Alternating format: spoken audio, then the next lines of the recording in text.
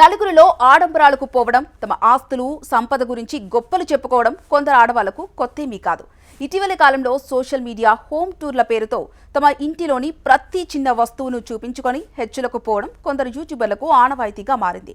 గుట్టుగా ఉంచుకోవాల్సిన వస్తువులను కూడా గొప్పలు ప్రదర్శించుకుంటున్నారు. మధ్యప్రదేశ్కు చెందిన ఓ వీడియో వ్లాగర్ ఇలాగే తన ఇంటిని, నగదు, నగలను గొప్పగా చూపించుకుంది.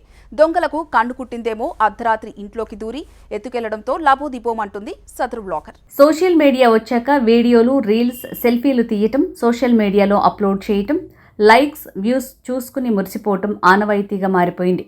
కొందరు వీడియో వ్లాగర్స్ అయితే అసలు ఏం చూపించాలో ఏవి వద్దో అనే విచక్షణ లేకుండా హోమ్ టూర్ల పేరుతో ఇంటి గుట్టు బయట పెట్టుకుంటున్నారు.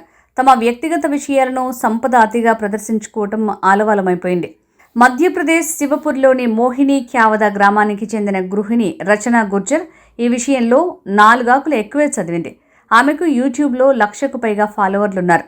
తమ ఆడంబర జీవితంతో పాటు ఇంటి గురించి, ఆస్తులు, వ్యాపారాల గురించి గొప్పలకు పోవటం అలవాటైపోయింది. తాను కొత్తగా కొన్న నగలు, తన దగ్గర ఉన్న కలెక్షన్ చూపించటం, వాటి గురించి ఎంతో గొప్పగా చెప్పడం ఆమెకు ఎంతో ఆనందాన్ని కలిగించే విషయం. ఈ క్రమంలో రచన గుర్జర్ అనేక సార్లు తన నగల్ని వీడియోలుగా తీసి అప్లోడ్ చేసింది. ఒక వీడియోలో ఇంటి గేట్ నుంచి ఇంట్లో ఉన్న రూమ్ల వరకు చూపించారు. తమ ఇంట్లో కొత్తగా ఏర్పాటు చేసిన సీసీ కెమెరాలు, ప్రహారీ గోడ మీద ఏర్పాటు చేసిన ఇనుప కంచె, రక్షణ వ్యవస్థల గురించి కూడా గొప్పగా చెప్పుకుంది రచన గుర్జర్. ఇటీవల తన ఇంటిని చూపిస్తూ హోమ్ టూర్ చేశారు. అందులో ఇంట్లో ఉన్న డబ్బును, బంగారం, వెండి నగల్ని సైతం చక్కగా టేబుల్ మీద పరిచి మరీ చూపించారు. కొద్ది రోజుల క్రితమే తన ఇన్స్టాగ్రామ్ రీల్లో ఒంటి నిండా భారీ గోల్డ్ జ్యువెలరీ వేసుకుని మురిసిపోతూ ఒక వీడియో పోస్ట్ చేసింది. నా దగ్గర ఇన్ని తులాల బంగారం ఉంది, ఇన్ని లక్షల క్యాష్ ఉంది అని ఫోజులిస్తే ఆ రీల్స్ చూసి లైకులు కొట్టేది కేవలం ఫాలోవర్లు మాత్రమే కాదు, అవకాశం కోసం ఎదురు చూసే దొంగలు కూడా ఉంటారు. ఇంటి విషయాలను, ఆస్తులు, నగదు, నట్రా విశేషాలను పూసగుచ్చినట్టు వివరంగా చెప్పిన తర్వాత దొంగలకు కన్ను కుట్టకుండా ఉంటుందా? ఇంకే ఉంది, రచన గుర్జర్ ఇల్లు ఎక్కడుందో దొంగలు ఈజీగా తెలుసుకున్నారు. ఇంట్లో ఎక్కడ ఏముందో ఆమె చక్కగా వివరించడంతో పక్కా ప్లాన్తో రంగంలోకి దిగారు.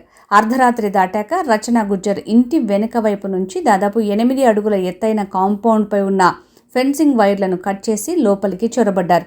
ఆ సమయంలో రచన, ఆమె కుటుంబ సభ్యులు పై అంతస్తులో నిద్రిస్తున్నారు. ఆ గదికి బయట నుంచి గడియ పెట్టారు. ఆ తర్వాత కింది అంతస్తులోని గదిలో ఉన్న అల్మారాను పగలగొట్టి అంతా దోచేశారు. రచన భర్త ఉదల్ సింగ్ గుర్జర్ అర్ధరాత్రి దాటాక 2 గంటల 30 నిమిషాల సమయంలో నీళ్లు తాగడానికి లేచారు.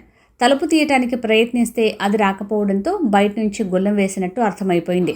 అనుమానంతో మొబైల్ ఫోన్లో సీసీటీవీ కెమెరా ఫుటేజ్ని చెక్ చేశారు.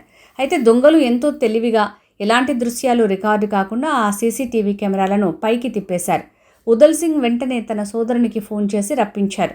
ఆయన వచ్చేసరికి మెయిన్ గేట్ కూడా లోపల నుంచి లాక్ చేసి ఉంది. చివరికి కాంపౌండ్ వాల్ ఎక్కి లోపలికి వచ్చి గేట్ తీయటంతో ఇంట్లోని వారు బయటికి వచ్చారు. పోలీసులకు ఫిర్యాదు చేయడంతో వారు వచ్చి దొంగతనం జరిగిన తీరును పరిశీలించారు. కాగా తన ఇంట్లో దొంగతనం జరిగిన విషయాన్ని కూడా రచన గుర్జర్ వీడియో తీసి అప్లోడ్ చేయడం విశేషం. రచన గుర్జర్ ఇంట్లో చోరీకి గురైన సంపద విలువ దాదాపు 7 లక్షల నుంచి 8 లక్షల దాకా ఉంటుందని అంచనా.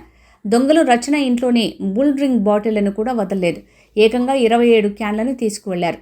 పోలీసులు సీసీటీవీ ఫుటేజ్ ఆధారంగా దొంగల కోసం గాలిస్తున్నారు. త్వరలోనే ఈ కేసును ఛేదిస్తామని పోలీసు అధికారులు తెలిపారు.